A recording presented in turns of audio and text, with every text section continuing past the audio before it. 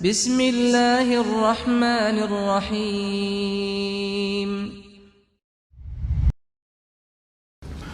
Di masjid teman ana beberapa pekan yang lalu, khatib Jumatan terindikasi Syiah dari khutbahnya.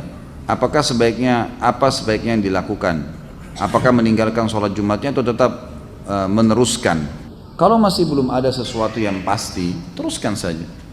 Karena ulama sepakat mengatakan hukum sholat di belakang majhulul hal. Majhulul hal itu orang yang tidak jelas statusnya, itu sah, hukumnya sah. Kalau kita tidak tahu ya, kalau kita tahu orang itu musyrik, orang itu memang dasarnya sudah murtad, atau memang orang yang sudah terindikasi akidahnya rusak, dan kita tahu, maka itu baru kita tidak boleh sholat di belakangnya, cari tempat lain. Tapi kalau kita tidak tahu, maka hukumnya kembali kepada hukum asal ya. Jadi tidak perlu meninggalkan, cukup ya, kerjakan saja kembali, atau dianggap sah insya Allah. Jika imam pada saat sholat maghrib pada rakaat kedua lupa tahiyat awal dan makmum mengingatkan dengan kalimat subhanallah, lalu imam turun tahiyat, apakah makmum harus sujud sahwi sebelum dan sesudah salam? Kalau imamnya sujud sahwi, maka ikut semuanya. Kalau imamnya tidak sujud sahwi, maka tidak perlu ikut sujud sahwi, gitu kan? Dan sujud sahwi ini teman-teman sekalian dilakukan kalau seseorang lagi sholat, kan sahwi itu artinya lalai ya, kelalaian. Itu kalau antum sudah pindah ke gerakan yang setelahnya. Misal kita pas sujud, ternyata satu kali aja sujud gitu kan, tiba-tiba kita berdiri, subhanallah, pas kita duduk untuk berdiri ke rakaat yang setelahnya, kita teringat kayaknya tadi sujudnya baru satu kali nih, lalu kita sujud lagi, ini nggak butuh sujud sahwi. Tapi kalau antum sudah sempat berdiri, artinya sudah pindah ke gerakan yang setelahnya, sudah sempurna, baru teringat ini aja sujud sahwi, ini aja sujud sahwi. Sujud sahwi juga dengan dua cara, ada yang dikerjakan sebelum salam, ada yang dikerjakan sudah salam. Kalau gerakan-gerakan yang keliru dalam sholat, lalai, lupa gitu kan, teringat sebelum salam, misal antum pas rakaat keempat ragu, ini 4 atau 3 ya, lalu antum tambah 1 rakaat, karena kalau kita ngingat ya, ragu 3 atau 4, kita cari rakaat yang paling sedikit, ambil 3 misalnya. Kata Nabi SAW, kalau kalian lupa 3 atau 4, pilihlah 3. Karena kalau seandainya pun dia sholat lebih 5, maka 4 rakaatnya sudah terpenuhi. Tapi kalau dia pilih yang ya lebih banyak, dianggap 4 ternyata kurang baru 3, maka akan kurang sholatnya. Jadi kan kita dianjurkan memilih jumlah yang lebih sedikit. Nah kalau teringat seperti ini sebelum salam, maka sujud sahwinya sebelum salam. Setelah baca tahiyat selesai, sujudlah 2 kali, dan bacaannya adalah bacaan-bacaan sujud. Ya, boleh juga ada bacaan khusus seperti misalnya bacaan yang dibaca sebenarnya dalam sujud juga ya. Ya Allah, Allahumma laka sajadtu wa bika amantu wa laka aslamtu, dan seterusnya. Itu ada doanya sendiri, bisa kembali kepada buku rujukan. Kemudian boleh juga membaca bacaan sujud, tetapi di antara 2 sujud tidak ada bacaan apa-apa. Sujud sahwi ya, sujud saja, baca bacaan sujud, kemudian duduk sebentar lalu sujud lagi. Jadi tidak membaca lagi Rabbighfirli warhamni dan seterusnya, gitu kan. Setelah itu berdiri baru salam sholat. Imam lakukan ini, Anda juga harus lakukan walaupun imamnya yang lupa tadi, gitu kan. Karena kita kalau sholat berjamaah berbeda. Innama ju'ilal imam liyutamma bihi shalah, kata Nabi SAW. Imam dijadikan untuk menyempurnakan sholat seseorang atau pengikutnya. Kalau seandainya antum sudah bubar sholat, ini sudah selesai sholat, salam, begitu kita lagi zikir, ada di belakang kita tepuk, akhi, ukhti, kayaknya tadi rakaat anda ini kurang 1. Tadi kayaknya ikut sama saya ini, sama-sama saya masbuk 2 rakaat, anda juga tadi 2 rakaat, tapi kenapa anda cuma tambah 1 rakaat? Kita diingatkan, lalu kita ingat, oh begitu ya, baik, langsung berdiri pada saat itu, berdiri tambah 1 rakaat, lalu sampai salam, selesai salam baru sujud sahwi. Sujud sahwinya setelah salam, karena ingatnya juga setelah salam. Dan ini beranjak daripada hadis Bukhari, Nabi SAW pernah sholat asar 2 rakaat salam, maka para sahabat diam semua, nggak ada yang nyaut. Tapi mereka bimbang, kok jadi 2 rakaat asar nih, gitu kan? Sampai Nabi SAW berzikir, Nabi SAW tidak ingat rupanya, sampai berzikir, habis selesai zikir, tradisi Nabi SAW habis zikir langsung berdiri pergi ke pintu masjid, lalu menunggu sahabat-sahabat yang mengeluh atau yang menyampaikan apa sesuatu permintaan dan seterusnya. Ada satu sahabat mendekati mengatakan, ya Rasulullah, apakah turun wahyu? Ada wahyu baru turun mengubah asar jadi 4 menjadi 2, gitu kan? Atau anda lupa? Kata Nabi SAW, tidak ada wahyu turun dan saya tidak lupa. Nabi yakin sekali SAW dengan hikmah Allah tentunya ya, agar mengajarkan kepada kita bagaimana caranya kalau terjadi seperti ini. Maka Nabi SAW memegang tangan sahabat tersebut, mengajaknya masuk ke dalam masjid. Kebetulan sahabat-sahabat yang lain belum bubar. Maka kata Nabi SAW, benarkah yang orang ini katakan, kalau saya tadi cuma sholat 2 rakaat, serentak mengatakan benar ya Rasulullah. Maka beliau langsung menghadap kiblat, lalu beliau mengerjakan 2 rakaat sampai salam. Setelah salam baru beliau sujud sahwi, karena mengingatnya setelah salam. Pendapat yang paling kuat pada makmum membaca Al-Fatihah atau tidak di belakang imam, yang disepakati oleh para ulama, yang saya sebutkan dulu yang disepakati ya. Yang disepakati adalah kalau sholatnya sir, tidak ngerasin suara, seperti misalnya duhur, asar, kemudian rakaat ketiga maghrib dan 2 rakaat terakhir isya, gitu kan? Ini namanya sholat sir, kecilin suara. Maka wajib makmum membaca Al-Fatihah. Wajib makmum membaca Al-Fatihah, gitu kan? Kecuali dalam keadaan ini khilaf ulama, bagaimana kalau dia baru membaca Ar-Rahmanir Rahim, Maliki Yaumiddin, imamnya Allahu Akbar ruku, apa yang dia harus lakukan? Jumhur ulama mengatakan ikuti imam, karena dia sudah berijtihad, dia sudah baca, gitu kan? Tapi tidak selesai, sama dengan orang masbuk, baru Allahu Akbar, imamnya kita baru baca 2 Al-Fatihah sudah ruku. Apa yang harus kita lakukan? Jumhur mengatakan ruku saja. Imam Syafi'i mengatakan tidak, harus dia baca, nggak bisa. Dan dia boleh ketinggalan untuk mengejar Al-Fatihah sampai 3 gerakan. Kalau dalam mazhab Syafi'iyah, gitu kan? 3 gerakan artinya ruku, sami'allahu hamidah, sampai sujud pertama. Nah itu dia boleh tetap menyelesaikan Al-Fatihahnya lalu dia mengejar imam, karena pentingnya masalah Al-Fatihah ini. Tapi kalau sholatnya jahar, ngerasin suara, subuh 2 rakaat pertama maghrib, gitu kan, 2 rakaat pertama isya, maka ini hukumnya jumhur mengatakan tidak ada bacaan bagi makmum, kecuali imam memberikan jeda waktu.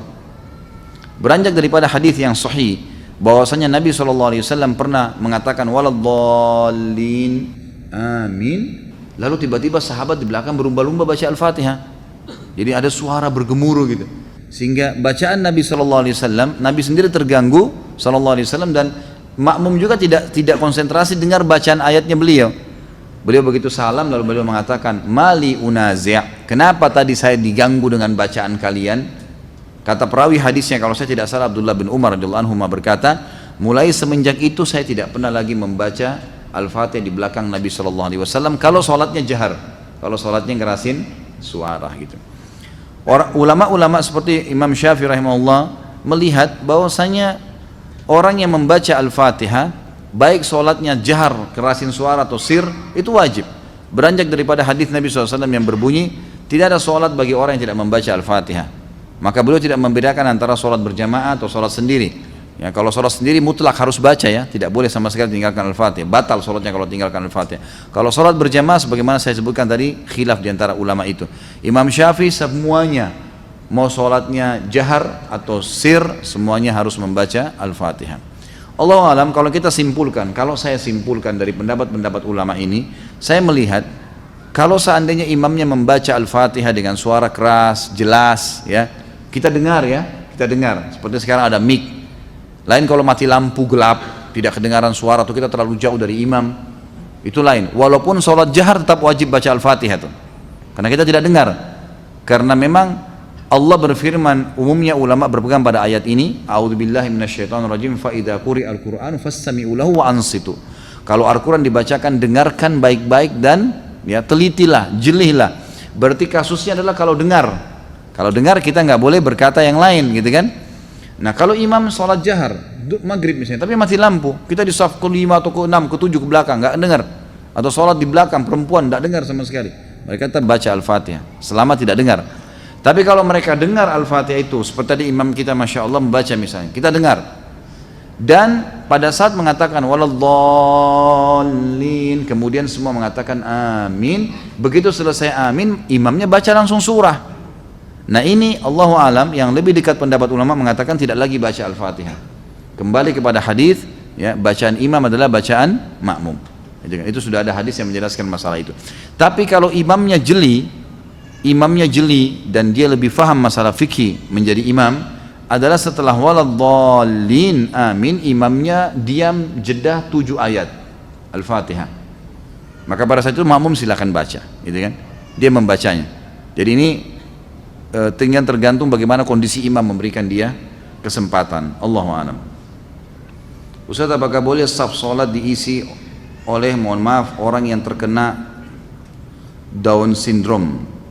Secara fisik dia sudah balik, tetapi ketika sholat orang tersebut sering mendahului imam dan gerakan sholatnya tidak berurutan. Tentu kalau dia sengaja atau memang dia ada kelainan jiwa atau apa, ini sebaiknya memang di masjid itu ada tim khusus yang mengatur ya. Jadi orang-orang seperti ini kalaupun dalam kondisi dia tidak sadar, dia tidak tahu hukum, atau dia dalam kondisi gila misalnya, maka dia dibolehkan untuk keluar dari saf muslimin. Karena dia pun mengerjakan, dia bebas hukum, dia tidak ada taklif kan gitu. Tapi kalau memang dia hanya melakukannya karena tidak bisa tahan, karena memang masalahnya adalah sakit kakinya, dia akhirnya harus melakukan mendahului imam, maka solusinya kata ulama adalah dia boleh mengerjakan sholat sambil duduk. Cari inisiatif yang dia tidak mendahului imam.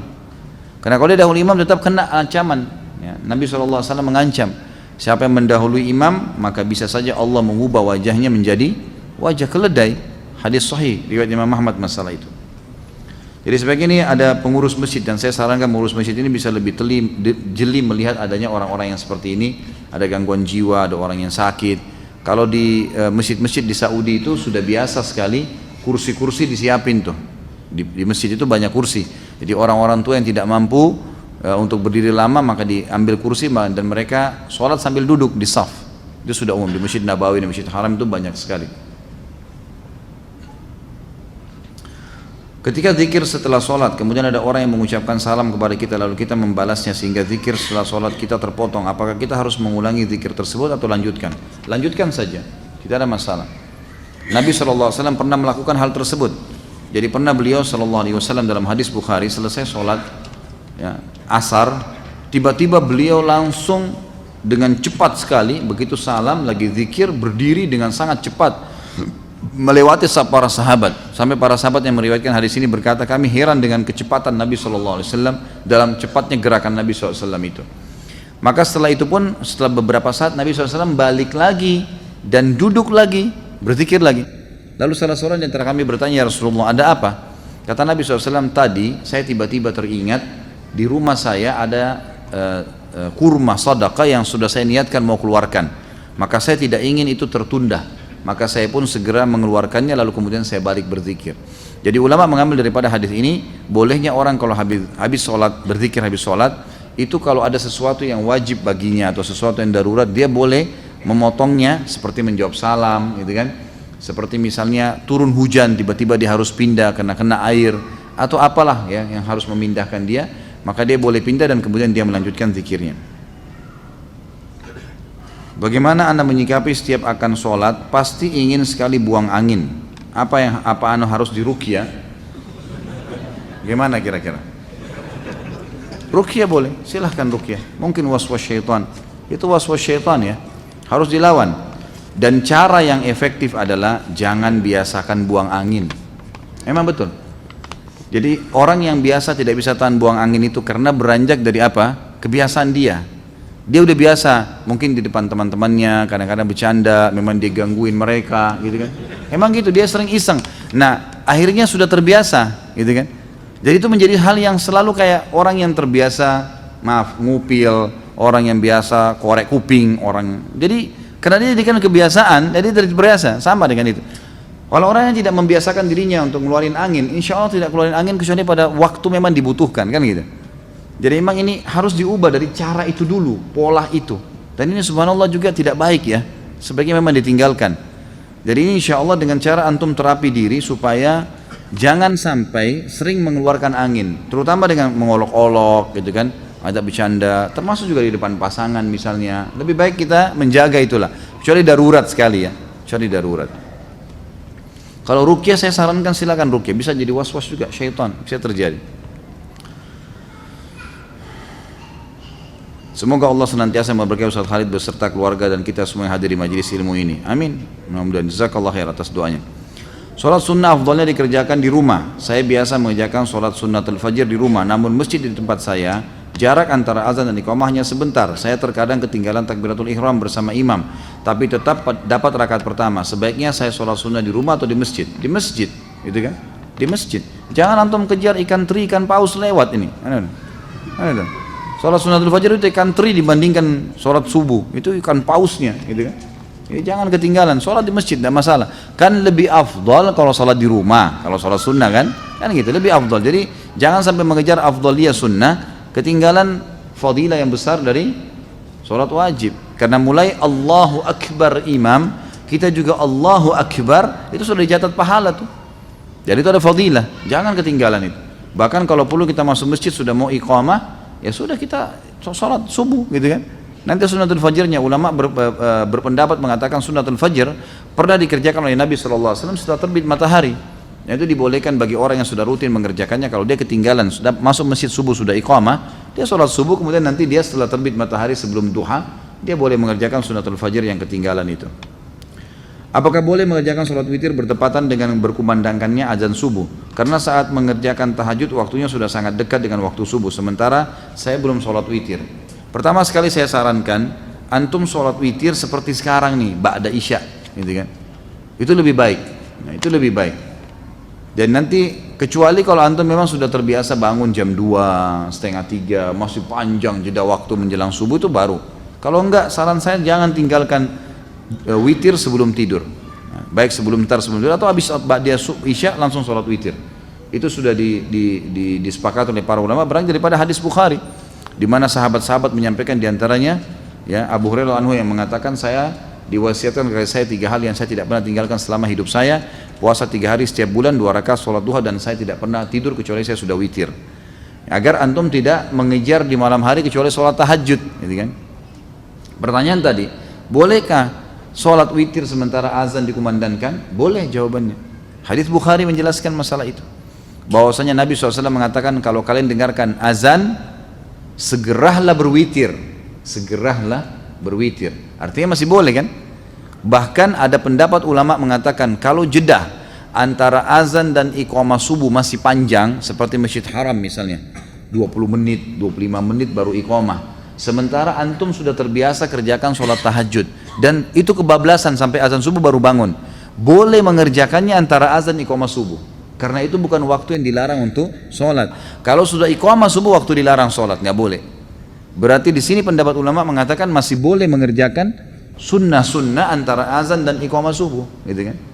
Jadi ini termasuk ya, yang bisa diambil pelajaran dari situ tadi. Apakah pahala sholat jamaah di masjid sama besar dengan jika kita sholat jamaah semisal di rumah atau di tempat lain? Tentu berbeda. Tentu berbeda. Fadilah ke masjid ada sendiri. Kalau di tempat lain tidak ada fadilah melangkah ke masjid. Ya, kata Nabi SAW, setiap kali orang melangkah, maukah saya tunjukkan kalian amal yang paling banyak menggugurkan dosa dan meninggikan derajat? Kata para sahabat, tentu ya Rasulullah. Kata Nabi SAW, berwudu di waktu-waktu genting, di waktu-waktu yang malas kita wudu, seperti mau tidur, gitu kan? Habis berhubungan biologis, mau tidur atau mau mengulanginya dianjurkan wudu dulu, atau di musim dingin, ya kan? Atau menjaga wudu, batal wudu lagi. Ini justru pahalanya besar nih. Dan banyaknya langkah kaki menuju ke masjid, ya kan? Berarti melangkah kaki saya sudah ada pahala. Hadis yang lain juga riwayat Bukhari Muslim, kata Nabi SAW, setiap kali orang melangkah ke masjid, 1 langkah mengampuni dosa, 1 langkah mengangkat derajatnya. Ini nggak ada di tempat lain, harusnya di masjid, gitu kan? Kemudian ada hadis yang berbunyi, siapapun yang pergi ke masjid sholat, setiap berjamaah di waktu sholat wajib ya, maka setiap kali ke masjid dapat 1 istana di surga, setiap pulang 1 istana di surga. Ini nggak ada di tempat lain, gitu kan? Tinggal tentang masalah jamaahnya 25 kali lipat dapat pahala, itu sama. Itu sama, karena hadis Nabi SAW menjelaskan sholat berjamaah sama saja mendapatkan pahala 25 kali lipat itu dan diangkat 27 derajat. Allahu a'lam. Kapan waktu yang paling utama untuk sholat sunnatul fajr? Antara azan dan iqamah subuh. Antara azan dan iqamah subuh ya. Apakah ada bacaan atau doa yang diajarkan oleh Rasulullah SAW pada saat berwudu, seperti doa ketika membasuh muka, tangan dan lainnya? Yang saya tahu doa yang dibaca adalah pada saat mau mulai wudu, itu hadis Bukhari, membaca Bismillah pada saat mau memulainya, gitu kan? Bahkan Syekh Jibril mewajibkan masalah itu, mengatakan harusnya seseorang membaca Bismillah, beranjak daripada hadis janganlah seseorang kalian bersuci kecuali sudah memulainya dengan basmalah, gitu kan? Kemudian nanti selesai wudu baru membaca 2 kalimat syahadat, beranjak daripada hadis Bukhari. yang berbunyi siapa yang selesai wudu kemudian dia membaca asyhadu an la ilaha illallah wahdahu la syarikalah wa asyhadu anna muhammadan abduhu wa rasuluh, ini hadis Bukhari Muslim, maka Allah akan membukakan baginya 8 pintu surga, dia bisa minta yang mana dia mau masuki, gitu kan. Begitu pula ada hadis yang lain riwayat Tirmidzi menambahkan ditambah doa Allahumma ja'alni minat tawwabin wa ja'alni minal mutatahhirin, ya Allah jadikanlah aku orang yang selalu bertaubat dan juga orang yang selalu bersuci, gitu kan. Jadi dari hadis ini yang kita tahu ada doa di awal, ada doa di akhir. Kalau di pertengahan Allah alam saya tidak pernah dapatkan riwayatnya secara pribadi ya, saya pribadi. Jadi kalau anda mendapatkan riwayatnya silahkan anda amalkan, tapi saya pribadi belum pernah menemukan kecuali di awal dan akhir saja.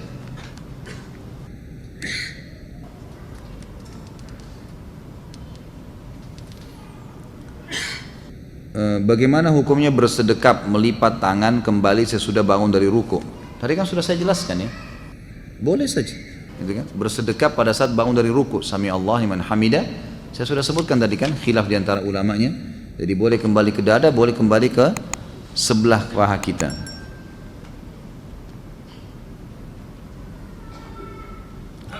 Apakah seseorang yang telah mencapai dosa kufur, lalu tiba-tiba dia bertaubat atas hidayah Allah, kemudian dia mengerjakan sholat tapi belum mengulangi syahadat, apakah sholatnya sah dan diterima oleh Allah Subhanahu Wa Taala? Nggak bisa. Kufur itu syaratnya untuk kembali ke Islam harus syahadat. Jadi dia kalau sholat dianggap orang kafir sedang sholat, nggak diterima sama Allah. Harus syahadat. Gimana caranya? Itu syaratnya, karena dia sudah kufur. Saya pernah mendengar jamak suri. Apakah sholat dengan menjamak suri ini diperbolehkan? Apa ini jamak suri ini? Hah? Siapa yang bertanya nih? Saya nggak tahu nih apa jamak suri. Ada mati suri, ada jamak suri, ini macam-macam. Nanti ada nikah suri juga. Wah, begitu nikah semangat ya. Saya nggak tahu, maaf. Ya, saya minta maaf, saya nggak tahu nih maksud jamak suri itu apa. Apakah ada hukum had untuk orang yang meninggalkan sholat? Ada, jelas. Kalau dia meninggalkan secara malas, hukumnya had, dihukum. Dan Imam Syafi'i mengatakan tergantung pemerintahnya setempat. Boleh memenjarahnya, boleh mencambuknya, gitu kan. Tapi yang jelas harus ditakzir. Takzir itu dihukum dengan berat. Dan tidak boleh dibiarkan ada di lingkungan kaum muslimin orang yang tidak sholat. Wajib terutama ya. Jadi tidak boleh sama sekali. Apakah zikir setelah sholat boleh dikerjakan sambil berjalan keluar masjid karena ada keperluan? Boleh saja, nggak ada masalah. Tapi antum kehilangan ya, doa malaikat, karena hadis Nabi SAW, siapa yang habis selesai sholat tidak berdiri dari musallahnya, tidak berbicara dengan orang di sebelahnya, tidak membatalkan wudunya, sambil berzikir dia lagi duduk di situ, gitu kan? Dan ini saya sering sarankan para ikhwah yang hadir di pengajian saya, agar jangan pindah tempat pun, mundur ke belakang pun jangan, biarin di tempat situ saja, zikir dulu. Karena pekah sekali hadis ini ya. Siapa yang tidak pindah dari musallahnya, ya, tidak berdiri dari musallahnya, siapa yang tidak membatalkan wudu dan tidak berbicara dengan orang di sebelahnya, maka malaikat di atas kepalanya mendoakan, ya Allah ampuni dia, ya Allah rahmati dia, sampai dia melanggar 3 hal tadi. Ini kehilangan. Makanya para ulama mengatakan biasanya syaitan menghiasi ya, atau mengingatkan macam-macam pekerjaan kita sehingga kita terlewatkan dari doa malaikat ini. Maka jangan disia-siakan. Saya pernah zikir ikhwah dan akhwat sekalian, pelan-pelan sekali zikir habis sholat itu 7 menit maksimal, 7 menit, 8 menit itu sudah selesai. Jadi cuma syaitan yang membebankan kita itu.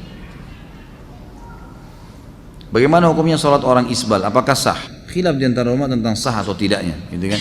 Tapi yang jelas sudah pernah kita jelaskan di dalam dosa-dosa besar kita yang lalu ya, pernah ada penjelasan kalau ada hadis yang menjelaskan tidak sahnya atau disuruhnya mengulangi sholat orang yang tertutup mata kakinya oleh Nabi SAW, seseorang yang sedang datang. Bahkan Nabi SAW menyuruh mengulangi sama wudu-wudunya, wudu dan sholatnya. Waktu ditanya oleh para sahabat, kenapa ya Rasulullah? Kata Nabi SAW, karena mata kakinya tertutup. Ada yang melemahkan hadis ini, ada yang menghasankannya, gitu kan? Khilaf di antara ulama. Tapi kalau saya pribadi, saya berpegang pada pendapat yang mengatakan memang batal sholatnya ya. Apakah seorang laki-laki yang tidak sholat berjamaah di masjid berdosa? Kalau Imam Syafi'i mengatakan sholat berjamaah di masjid sunnah muakkadah, sangat ditekankan.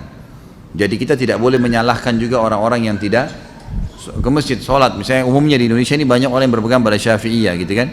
Tapi kalau jumhur ulama mengatakan tidak. Di antaranya Imam Ahmad sangat menekankan beranjak daripada hadis-hadis yang sahih, seperti misalnya hadis yang sahih kata Nabi SAW, saya ingin sekali ada orang yang mengikomahkan sholat lalu kemudian menggantikan saya jadi imam, lalu kemudian saya membawa obor dan saya membakar rumah orang-orang yang tidak pergi sholat berjamaah.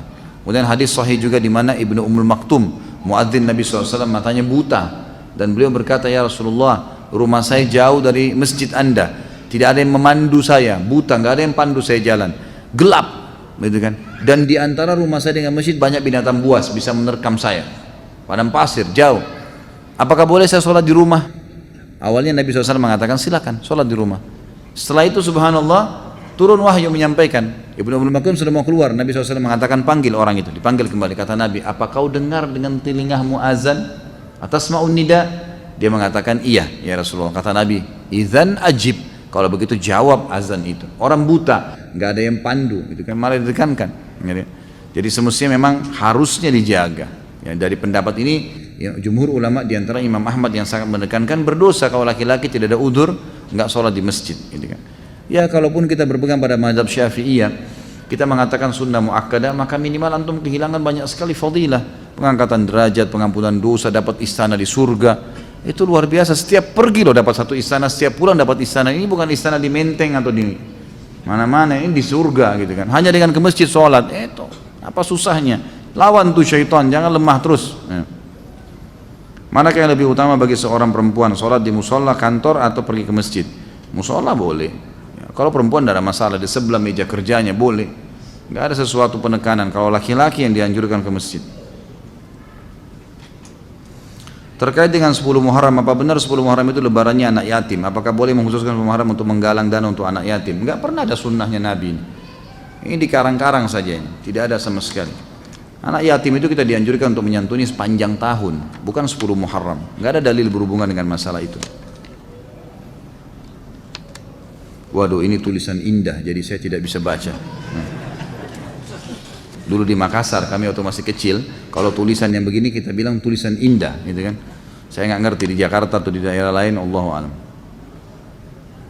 Apa faedah bagi orang yang mengerjakan sholat gerhana dan sholat syuruk? Kalau sholat gerhana memang anjuran Nabi SAW kan, hadis sahih riwayat Bukhari. Kata Nabi SAW, kalau kalian melihat gerhana, maka sholatlah, bersedekahlah, dan bertasbihlah. Disuruh sampai Allah menghilangkan gerhana itu dari kalian. Jadi memang ada perintah dari Nabi SAW masalah itu. Tapi apakah dia dapat pahala, apakah dia dapat misalnya apa janji-janji, itu belum pernah kita temukan riwayatnya, Allahu a'lam.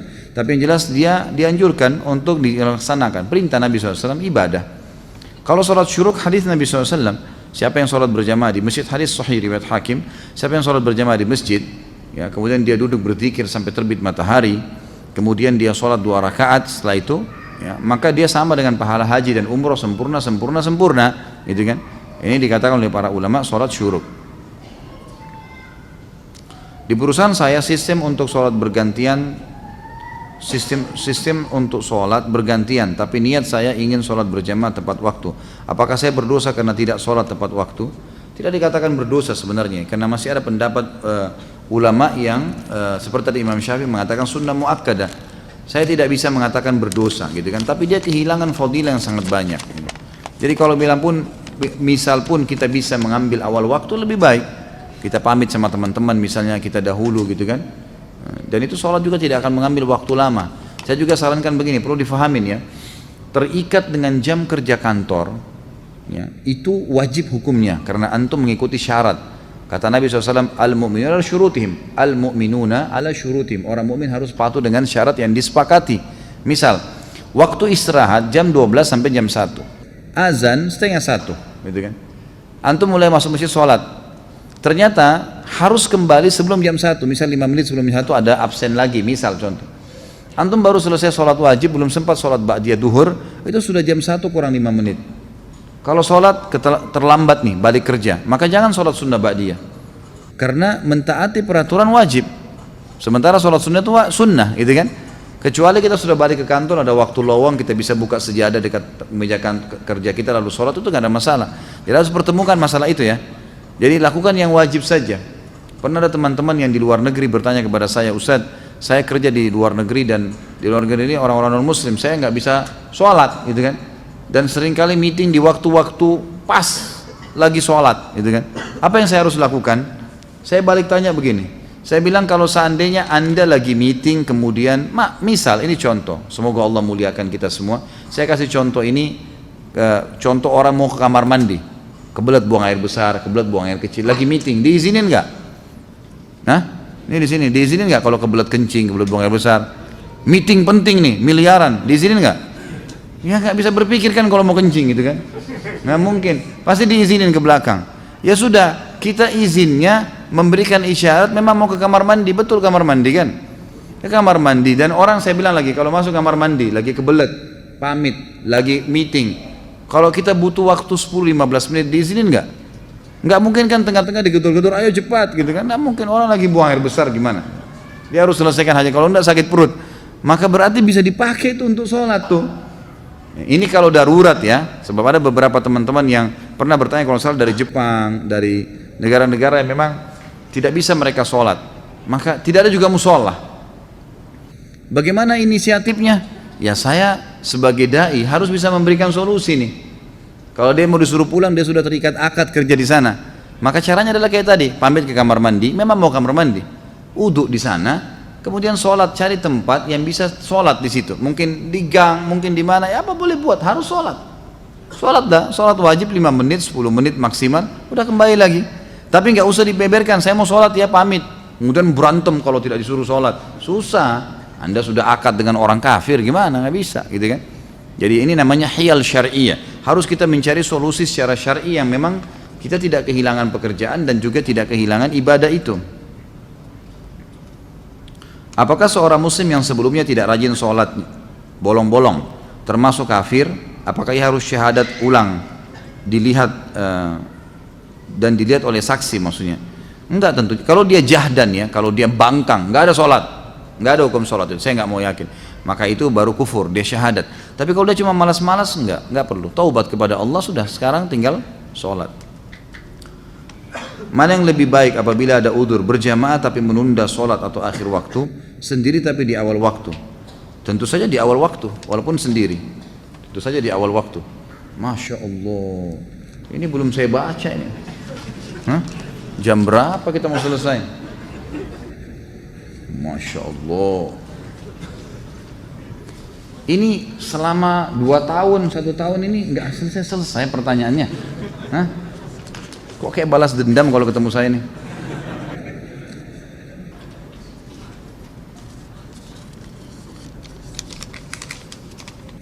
Jangan didorong. Saya sengaja tidak tarik semua.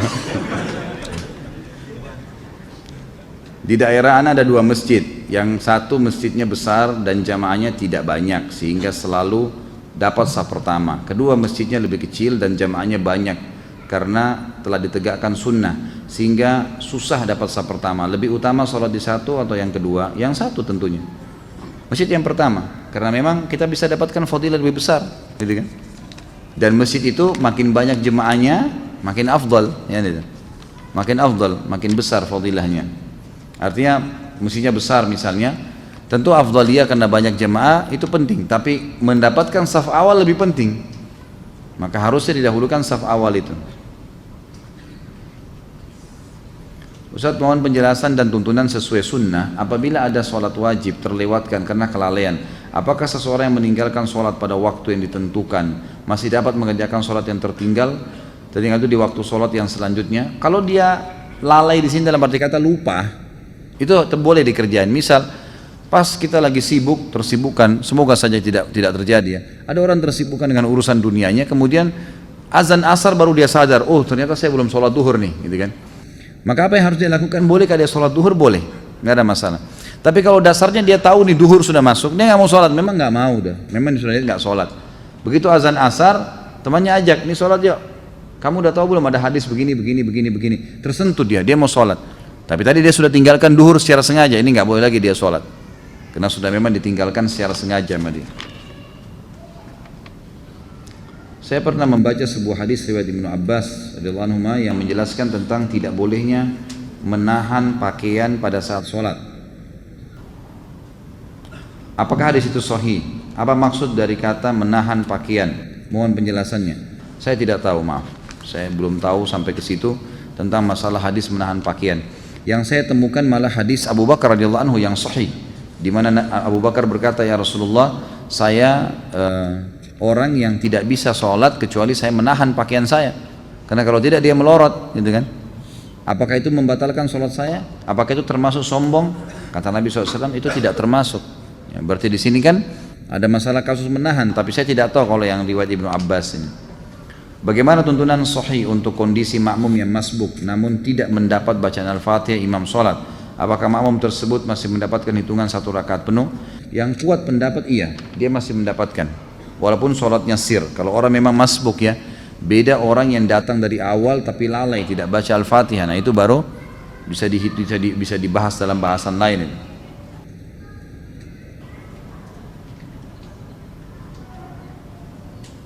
Setelah berhubungan suami istri, apakah boleh sholat wajib hanya dengan wudhu tanpa junub, tanpa mandi? Nggak boleh lah.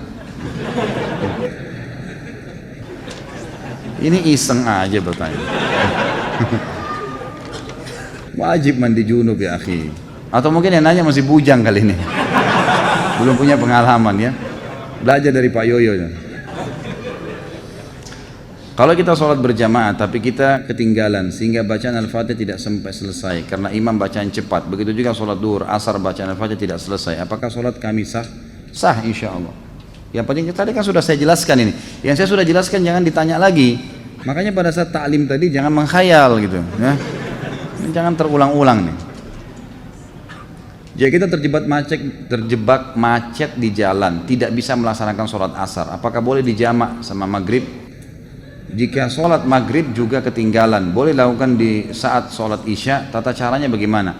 Yang pertama, sholat jamak itu hanya boleh dijamak antara duhur sama asar, tidak boleh yang lain. Maghrib sama isya, tidak boleh yang lain. Jadi nggak boleh asar sama maghrib, nggak bisa. Isya sama subuh nggak bisa, gitu kan? Subuh sama duhur nggak bisa. Memang duhur sama asar saja, maghrib sama isya saja. Itu kalaupun dijamak, gitu kan? Masalah kasus orang kena macet, maka hukumnya khilaf di antara ulama, apa yang harus dia lakukan? Yang terbaik adalah dia berhenti dia sholat di dekat situ, dimanapun, gitu kan, di jalan. Kayak kalau di jalan tol ada jalan alternatif di samping, dia bisa mampir di situ, dia sholat. Atau saya pernah mampir sholat di tempatnya teman-teman yang terima bayaran tol itu, gitu kan. Saya tanya dia, ternyata mereka sholatnya itu ada ruangan di situ. Kadang-kadang malah ada tangga ke bawah, gitu kan, ada musola di bawah itu. Maka bisa kita mampir sholat, jadi kita bisa mampirkan mobil lalu sholat di situ. Itu yang paling baik. Atau bawa sejadah di mobil disiapin, gitu kan? Itu boleh. Ada sebagian ulama yang menarik bolehnya sholat di mobil kalau dalam keadaan darurat sekali, sama hukumnya dengan orang sholat di pesawat, di kereta api. Kalau emang kita terjebak di satu tempat, lagi ada peperangan, lagi ada macet total, emang nggak bisa ditinggalin mobil, orang jalan-jalan sedikit-sedikit, ini nggak bisa. Maka daripada kehilangan waktu, lebih baik dia sholat sambil duduk. Tapi ini tidak diprioritaskan. Prioritaskan adalah mampir. Ya, itu. Apakah ada riwayat sholat saat Nabi SAW mengimami para nabi? Itu disebutkan oleh para ulama berhubungan dengan masalah kasus Isra Mi'raj ya. Bisa kembali lebih jauh ke ceramah saya sebutkan riwayatnya di ceramah tentang Isra Mi'raj itu. Apakah Nabi SAW pernah melakukan sholat tasbih? Kalau pernah, bagaimana tata cara dan bacaan sholat tasbih Nabi SAW? Kalau Nabi sendiri pernah kerjakan, Allahu a'lam, tidak ada riwayat masalah itu. Tapi umumnya semua yang disebutkan oleh Nabi SAW, kata ulama disepakati pastinya Nabi SAW sudah mengaplikasikan terlebih dahulu. Karena Allah sudah menjelaskan dalam Al-Quran, kabura maqtan indallah an taqulu ma la taf'alun. Sungguh berat di sisi Allah kalau kalian mengucapkan tidak mengamalkannya. Sementara Nabi SAW adalah panutan. Pasti beliau sudah amalkan. Tapi hadis tentang sholat tasbih dihasankan oleh para ulama dan boleh dilakukan, itu beranjak daripada perkataan Nabi kepada pamannya Abbas radhiyallahu anhu. Nabi SAW mengatakan, wahai paman, kalau kau diluangkan waktu oleh Allah, kerjakanlah setiap hari sekali. Kalau kau tidak bisa maka sepekan sekali. Kalau kau tidak bisa maka sebulan sekali. Kalau kau tidak bisa setahun sekali. Kalau kau tidak bisa, kerjakanlah sekali seumur hidupmu. Maka kerjakanlah 2 rakaat sholat. Ada riwayatnya mengatakan 4 rakaat sholat. Di setiap sholat, begitu kamu takbir paman, ucapkanlah subhanallah alhamdulillah wa la ilaha illallah wallahu akbar sebanyak 15 kali. kemudian bacalah setelah itu iftitah, baca Al-Fatihah, baca surah, kemudian pada saat ruku, sebelum baca 2 ruku, membaca 10 kali tasbih tadi, kemudian 2 ruku, kemudian bangun dari ruku, sami Allah liman hamidah i'tidal, baca dulu tasbih 10 kali, kemudian baru baca 2 i'tidal. Sujud juga begitu. Pada saat sujud, maka baca dulu 10 kali, baru kemudian baca 2 sujud, duduk di antara 2 sujud, baca 10 kali lagi tasbih, kemudian baru membaca doa di antara 2 sujud, lalu sujud, baca lagi tasbih 10 kali, kemudian baca 2 sujud, lalu kemudian sebelum berdiri ke rakaat kedua, duduk dulu baca 10 kali. Nah, jadi kurang lebih ada 75 kali bacaan dalam satu kali, satu rakaat. Selebihnya seperti sholat biasa. Saat kita masbuk sholat id, 1 rakaat, saat menyempurnakan rakaat berikutnya, berapa kali takbir yang harus kita lakukan? Ikuti rakaat yang sedang Anda ada. Jadi misal kita masbuk nih, sholat id, dia sudah rakaat kedua imamnya, kita ikut. Tadinya dia takbir imamnya 5 kali, gitu kan? Karena dia rakaat kedua, kita kan ikut imam juga takbir 5 kali, kita nggak mungkin takbir 7 kali. Rakaat kedua kita juga takbir 5 kali, sama saja, karena kita mengikuti imam di rakaat pertama tadi, dia sudah ke rakaat kedua. Seperti kita kalau lagi sholat, umumnya sholat lain, kita ikut imam sudah rakaat ketiga misalnya, di sholat maghrib. Imam kan tahiyat pertama, tahiyat terakhir kan, kita juga harus tahiyat kan gitu. Di rakaat kedua setelah imam salam, kita rakaat kedua harus tahiyat juga kan gitu. Seperti itu caranya. Jadi tetap mengikuti kondisi imam. Bolehkah bermakmum dengan imam yang isbal? Sudah tadi ya. Apa hukumnya jika sudah terlanjur sholat? Dan apa saran Ustadz ketika, oh ini sudah masalah isbal tadi ya. Baik.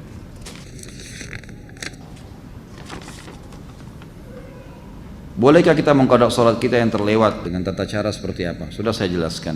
Makanya jangan buru-buru bertanya nih ya. Karena pertanyaan mungkin bisa saja dijawab gitu ya, sudah ada. Bagaimana cara mengqadha sholat yang sudah banyak kita tinggalkan? Nggak ada qadha sholat. Nggak ada qadha sholat. Hadis Bukhari menjelaskan masalah itu. Jadi tidak ada. Kecuali tadi saya bilang kita lalai, memang lupa. Tapi kalau 5 tahun nggak sholat, sekarang taubat, apakah harus mengqadha sholatnya 5 tahun? Nggak pernah ada dalil berhubungan dengan masalah itu. Hadis Bukhari menjelaskan bahwa ada seorang wanita datang kepada Aisyah radhiyallahu anha dan berkata, wahai Aisyah, kenapa kita disuruh mengqadha puasa dan tidak disuruh mengqadha sholat? Maka Aisyah sempat marah sama orang tersebut, lalu sambil berkata, aharuriyun anti? Apa kau dari wilayah Haruri? Haruri ini wilayah di Irak, sebuah wilayah di Irak dipenuhi dengan kaum Khawarij. Khawarij ini suka menghakimi sesuatu secara zahir. Misal, perangilah orang-orang kafir, berarti semua kafir termasuk tetangga, nggak bisa hidup sama kaum Khawarij, disiksa semua, gitu kan? Ambil secara zahir hukum, gitu kan? Jadi seperti itu. Maka mereka juga mengatakan orang kalau taubat pernah 50 tahun tidak sholat harus qadha 50 tahun tuh. Gitu kan? Maka kata perempuan tersebut, saya bukan dari Hawari, tapi saya mau tanya. Kata Aisyah radhiyallahu anha, begitulah Nabi SAW memerintahkan kami disuruh mengqadha puasa dan tidak mengqadha sholat. Artinya tidak ada qadha sholat memang bagi orang yang memang lalai sebelumnya. Bolehkah menggabungkan 2 niat sholat sunnah ibadah sunnah lain dengan cukup melakukan 1 kali saja? Contoh sholat sunnah di masjid digabung dengan sholat qobliyah. Saya pernah tanya ini kepada Syekh Abu Bakar Jazair rahimahullah di Masjid Nabawi, dan saya pernah tanyakan juga kepada beberapa ulama yang lain. Maka jawabannya dibolehkan kalau sunnah sama sunnah.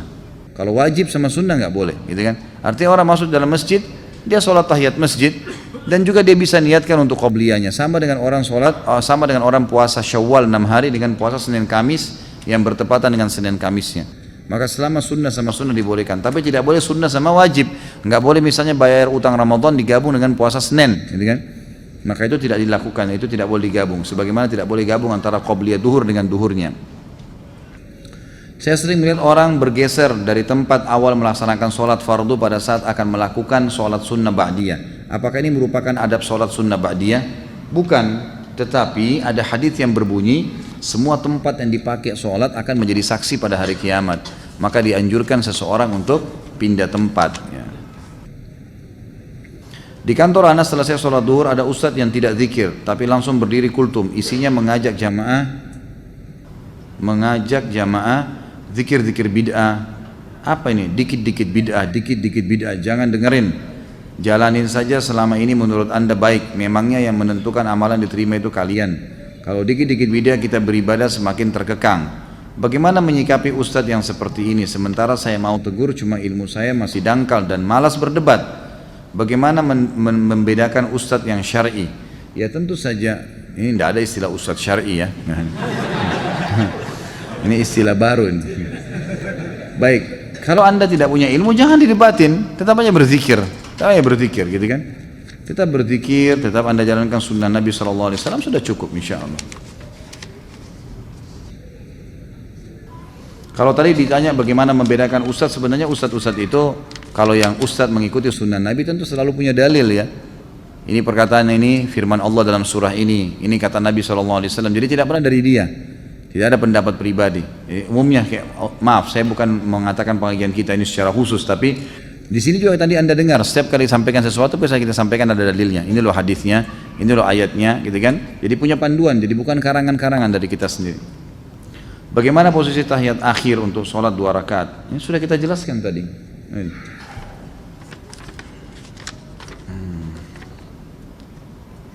Apakah tidak merapatkan kaki ketika sholat berjamaah dapat menggugurkan pahala sholat berjamaah walaupun jarak antara pundak sudah rapat?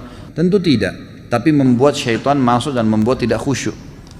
Itu, jadi tidak menggugurkan sholat.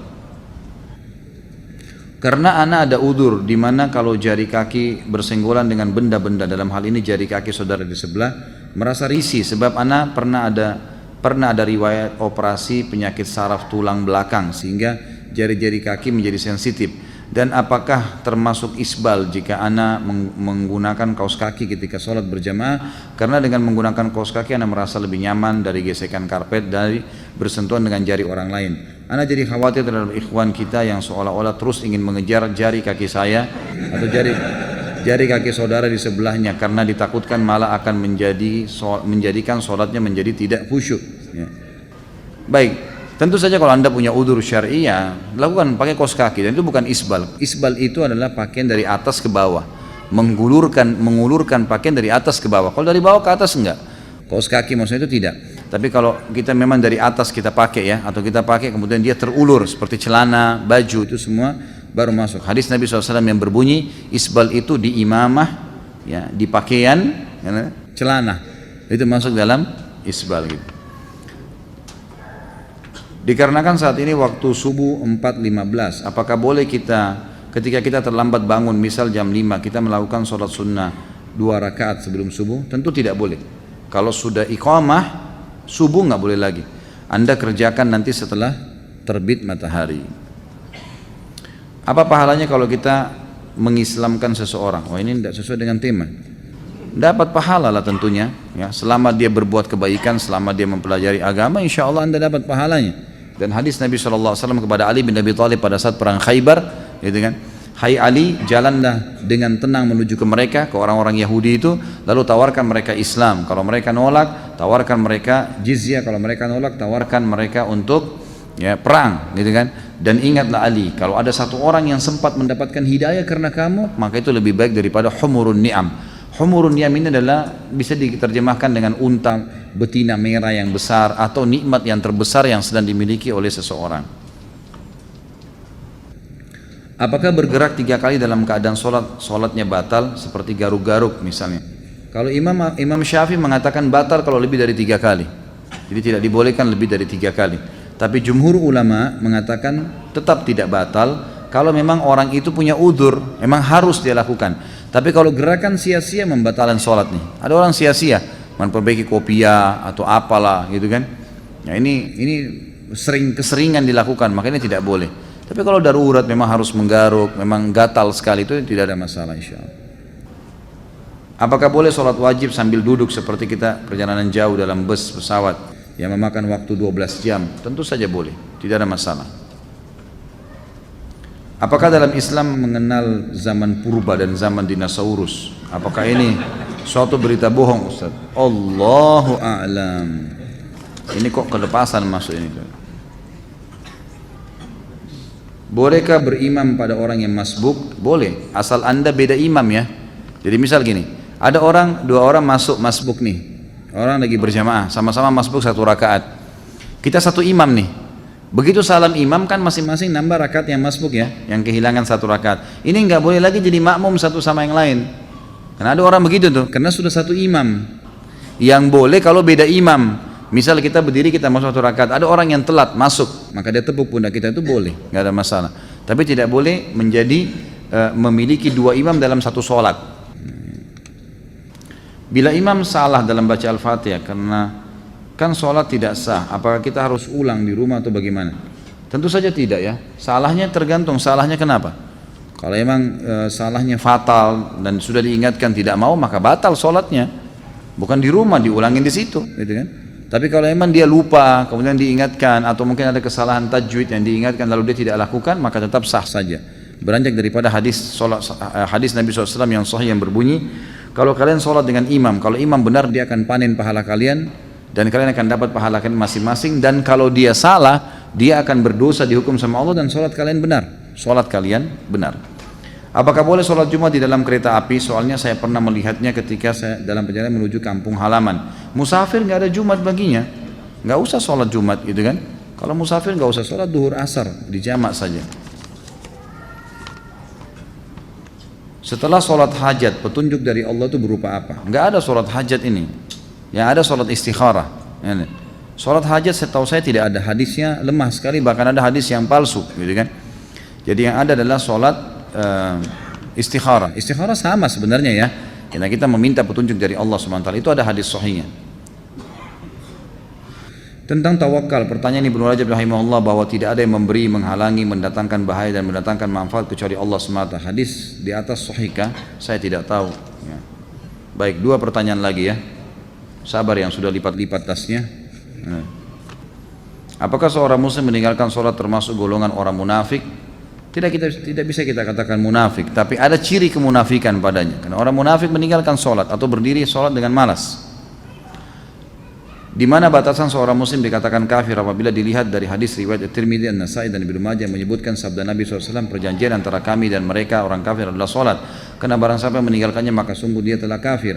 Yang dimaksud di sini adalah perilakunya perilaku kafir, meninggalkan sholat. Makanya ulama masih rincikan, meninggalkan sholat secara jahdan tadi, membangkang baru kufur, gitu kan? Harus syahadat.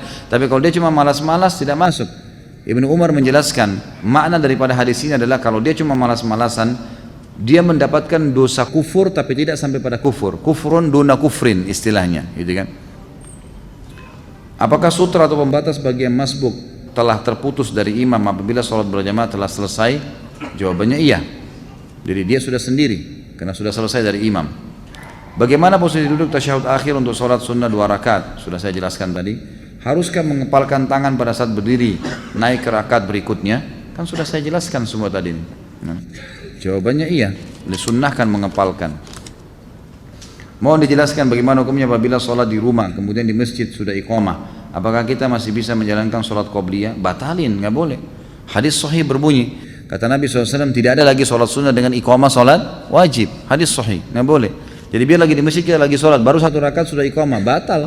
Tapi kita sudah dapat pahalanya, diberhentiin aja tiba-tiba, emang begitu. Apakah ada riwayat yang menjelaskan bahwa Rasulullah SAW pernah memimpin zikir dan doa secara berjamaah setelah sholat wajib? Yang saya sudah pernah sampaikan riwayat, tidak ada riwayat menjelaskan masalah itu. Yang ada adalah Nabi SAW membaca zikir dan Ibnu Umar berkata, saya mengetahui kalau sholat sudah selesai di masjid Nabi SAW kalau saya mendengarkan suara zikir Nabi SAW dan para sahabat dan mereka baca masing-masing. Jadi misal Nabi SAW baca ayat kursi, sahabat sana baca Al-Ikhlas, yang ini baca Subhanallah. Jadi dibiarkan oleh Nabi SAW masing-masing. Tapi Nabi SAW tidak pernah memandu baca Al-Fat, Al-Kursi misalnya lalu semuanya harus ikut. Itu tidak pernah ada riwayat masalah itu. Apabila tidak, bagaimana sikap kita? Apa yang harus kita lakukan ketika di suatu masjid setelah sholat wajib imam memimpin zikir dan doa berjamaah? Jadi kita baca sendiri aja. Kita baca sendiri, kita jalankan sendiri.